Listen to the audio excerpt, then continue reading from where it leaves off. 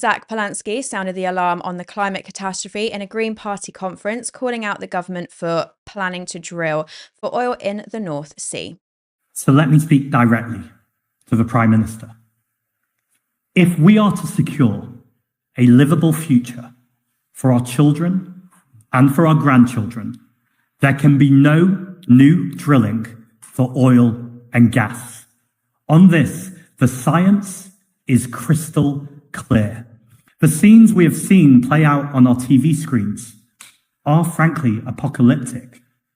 And yet the response from our government is to pretend none of this is happening. It is an astonishing dereliction of duty from those whose very first responsibility is to keep all of us safe. Deadly wildfires are being driven by the burning of fossil fuels. And the sad reality is decades of inaction, of politicians allowing fossil fuel companies to profit from pumping out deadly emissions, have guaranteed the extreme weather we are seeing right now, and we will see for the rest of our lifetimes. But there is still time to stop total breakdown. So let me speak directly to the Prime Minister. If we are to secure a livable future for our children and for our grandchildren, there can be no new drilling for oil and gas. On this, the science is crystal clear. Joining Polanski was naturist Chris Packham, a veteran and firefighter, each speaking on the podium about the climate crisis. There have been huge wildfires across the UK, and at the end of June, the Environmental Agency declared that half of England was in a drought. Zack also spoke about the newly appointed Chancellor John Healey at the conference. I am worried about John Healey. I think the fact that we had someone who resigned under Keir Starmer over defence spending very explicitly and then has now been made Chancellor suggests that I don't think we're going to learn the lessons of defence spending. What are those lessons? I think when we talk about defence, we need to look at it much more widely and talk about security. Yes, military spending is important, and just as importantly, particularly right now, is spending against cybersecurity to make sure we're protecting our cybersecurity, spending against if there's another pandemic and making sure we're resilient, and of course for climate crisis and nature crisis. That is our security and that is our defence. And I'm really interested by the conversations that Prime Minister Pedro Sanchez is having in Spain right now, where he is saying to NATO that part of the number that we're spending in terms of our defence spending has to include climate and nature resilience, because ultimately, as we've said, that is the greatest threat to our country since the Second World War. It was Zack's comment claiming that climate change is the biggest threat this country has faced since World War II that drew criticism from the media. Tom Swarbrick from LBC claimed Zack was doing this for entirely political effect. You can't have no food on the shelves. We've got to be able to grow. I just find this stuff about this is the worst crisis since World War II and 3,000 people have died as a result. By the way, very disputed numbers. Totally unnecessary and done entirely for political effort and done in a way that actually I think has the opposite effect of what people want to have, which is people's attention drawn to this problem. I think people go, what are you on about? And so don't engage with it, because it's silly, isn't it, to say that this is the worst crisis this country has faced since World War II. In an interview with the BBC, John Diamond asked him whether he was using the climate crisis for political capital. Cynics will say you have chosen a rather quiet time of the year to raise your profile as it slips under pressure from what are your own unforced errors and from a fairly impressive start by Andy Burnham to his premiership. What do you say to them? Well, I would say the number one thing that will not cause any change is not to have a Cobra meeting. If the Prime Minister and the government think the status quo is just fine right now, then they have their eyes closed to how urgent this crisis is. The reason why I called a press conference today is because I've seen on phones and TV screens the devastating impact of wildfires across the country. It's important to say as well that when you have a wildfire, that causes the soil, the baked soil. It means when the rain does eventually come, more and more places are likely to flood. That's going to be devastating for communities, but particularly for farmers, the people we rely on for our food production. We also know that those farmers have been working hard through the night to avoid the heat. Yet food production is down, which means food prices are going to rise. So it's very clear why I've called this press conference and why I'm talking about this now is from the day I was elected as leader of the Green Party, which was nearly a year ago. We saw our poll ratings rise. They're at the moment stronger than they ever were before my leadership, so we're still doing pretty well. We have 230,000 members. But actually, this isn't about politics. This is about saying to the Prime Minister and the government, this isn't a political reality, it's a scientific reality. They're still talking about drilling for North Sea oil and gas, yet the fact the geological reality says most of those reserves have gone. We need to be stopping the £2.1 billion that we're giving to fossil fuel companies again in tax breaks and using that money to invest in people, the workers that we should be investing for renewable energy. Curtis, let's bring you in.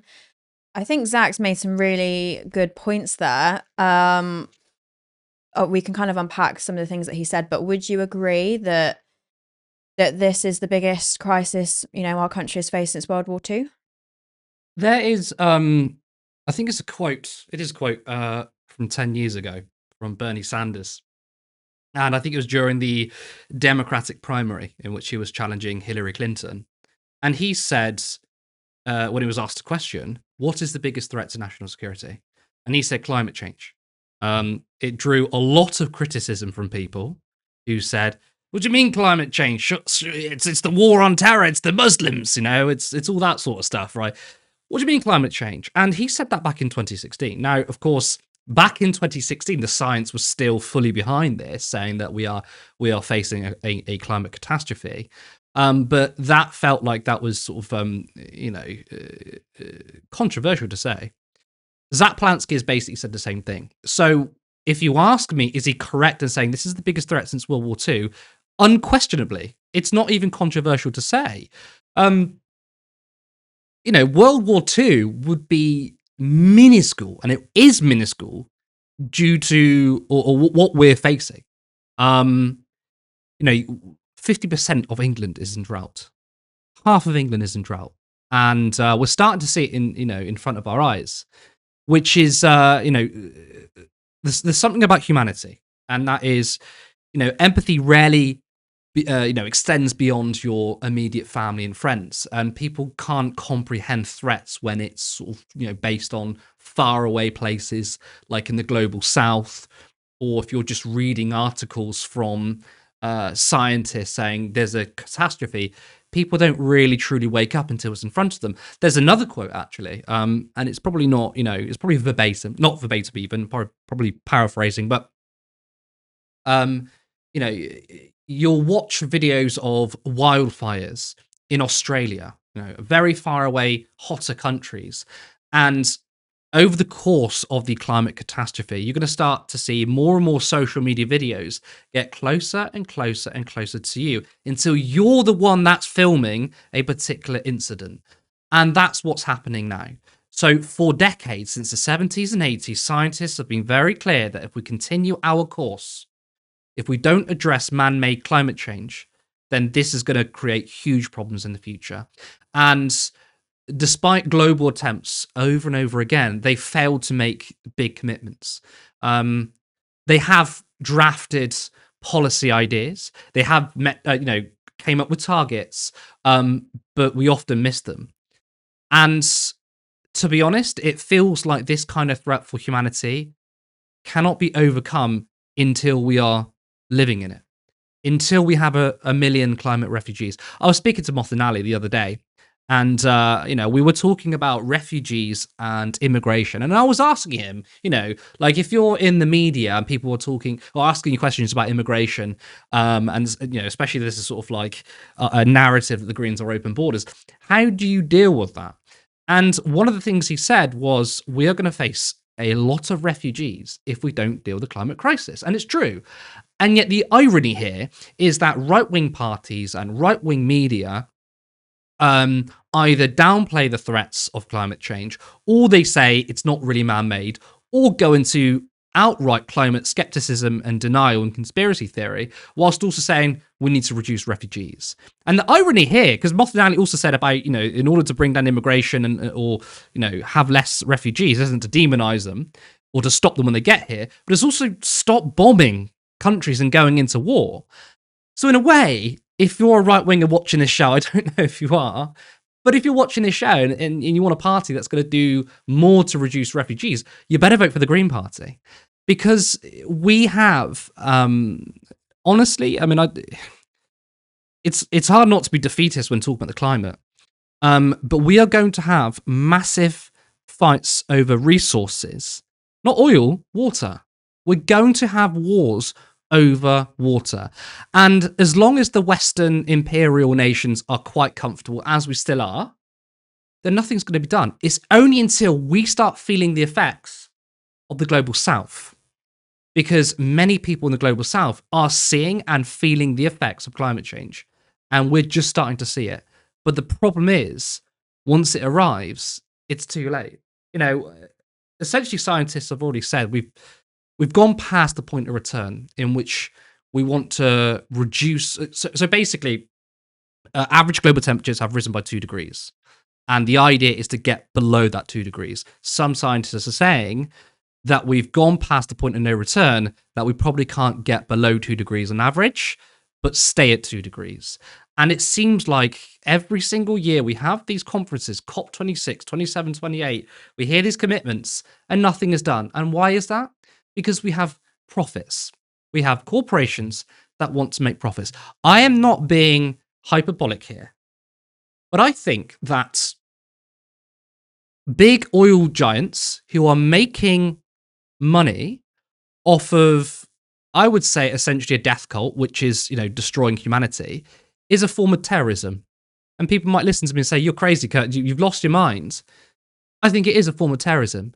If you're willing to see the extinction of humanity for profit, that is terrorism. The planet will be fine. When people say, oh, planets go through cycles, the planet's on fire, it's hyperbole, the scientists are wrong. We're not saying that the planet is on fire. We're saying it's uninhabitable for humans. The planet's always going to be around, but not for us.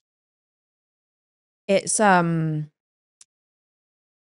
really scary and really depressing. When you really start to think about it and sit with it for a little while.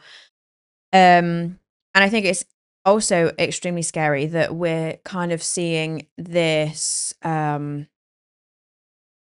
rise in sort of in climate change and stuff at the same time that we're seeing the rise in like AI, data centers and things like that, which we know drain a huge amount of water to cool down these centers. I don't even know how to kind of vocalize my like frustrations and stuff, because you kind of hit the nail on the head that it's all of this really is happening because of greed and wealth and the elite, and capitalist corporations and all that kind of thing that are just willing to drain our resources. And it really does feel like where's the end point, where anything that we kind of say on the left or from a scientific perspective or anything like that, it just seems to fall on deaf ears. How are we going to get it across to people that this is a real threat? Or is it that we are just going to have to wait until it basically is past the point of no return? We have more climate refugees than ever before. Countries like the UK that obviously we're historically very wet, very green, we're going to become desert-like? Is that at the point when they'll stop, or will they just not? I think that we won't solve the issue. We won't solve climate change. I'm sorry to viewers who feel like I'm being too negative, but human behavior over the last 40 years has just proven my point right.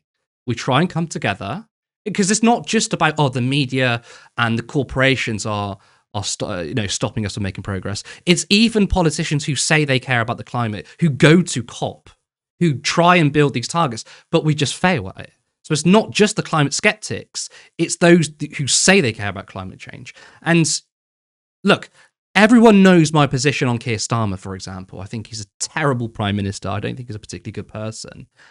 And Andy Burnham has made some fine, small domestic policy changes. But something that is utterly shameful from Andy Burnham is saying that he's going to open up North Sea to drill. Not even Keir Starmer did that. Okay, in the Labour manifesto, they said they're going to leave it in the ground. And yet Andy Burnham is doing that.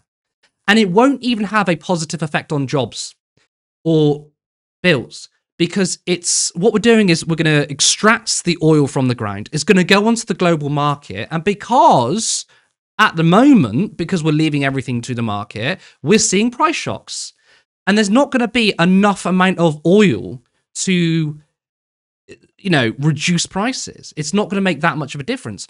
You've got, of course, when it comes to Iran and war, all these things that are making it harder for oil to spread around the globe, making it more expensive.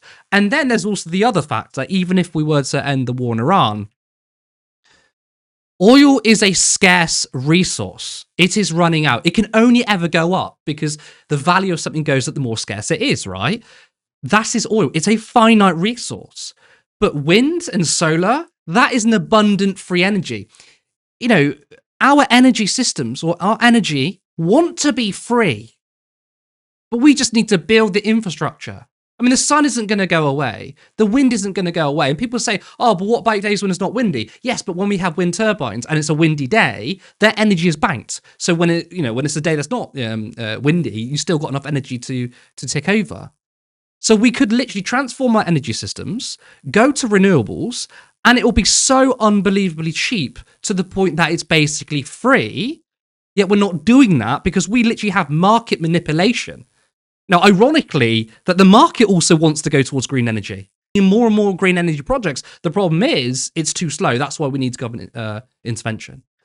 Now, the science aside, climate aside, I want to talk about the politics of Zack Polanski and the Greens.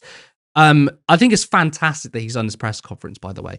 I think for like 6 to 8 months, I and many people on the left have been saying, my God, do press conferences. Reform and Nigel Farage do it all of the time. And guess what? It gets media attention. People are talking about it. And I was like, why aren't the Greens doing that?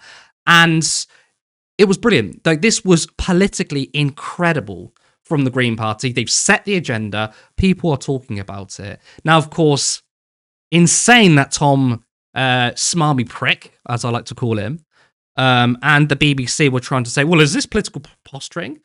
We literally had, for the last 6 months, media pundits say, the Greens aren't talking about the environment. They're not talking about the environment. But they're the Green Party. They go and talk about the environment, and it's fucking political posturing. Are you crazy? This is ridiculous. I mean, they're saying, oh, is this the right time to do it? What do you mean is it the right time to do it? It's the perfect time to do it. 50% of England is in drought. We've got wildfires. And we've obviously had another year of record-breaking heat waves. And they're trying to attack Zack Polanski on this. So politically, this is masterful from the Greens. I want to see this all the time, though. I want to see a press conference every single week. Not on just environmental stuff. I want to see it on wealth inequality, on immigration, refugees, and obviously climate change. Because that's what sets the agenda. So I thought this was a brilliant intervention from Zack. And of course, seeing the media responding, in their way, that doesn't surprise me. But I don't know if Labour are going to take this seriously.